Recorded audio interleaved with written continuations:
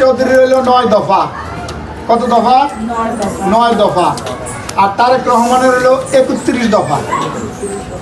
তারেক রহমান হলো রাষ্ট্রীয় ব্যাপার, আর মনির হক চৌধুরী হলো আমাদের নির্বাচনের যে 6 আসন কুমিল্লা, এই কুমিল্লার ব্যাপার।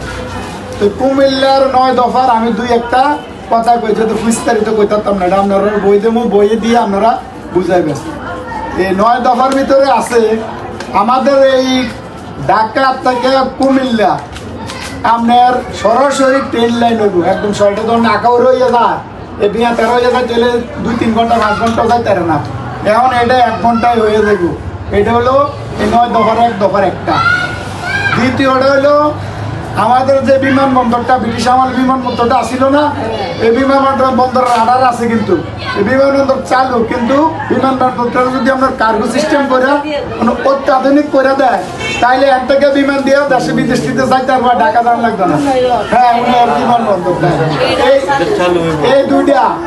এই 3 নম্বরটা হলো আমরা যে বদুয়ার বাজারে যাই, এমনি একটা ব্রেকার দিয়ে রাখছে না, এটা লাগে আমরা যাইতে পারিনি কেন, এই ব্রেকারটা উড়িয়ে দিয়ে ফ্লাইওভারটা পল্লী বিদ্যুৎ ফালাইয়া ট্রান কোম্পানি পর্যন্ত দিব, তাহলে আমরা সরাসরি বাজারে যাইতে পারি।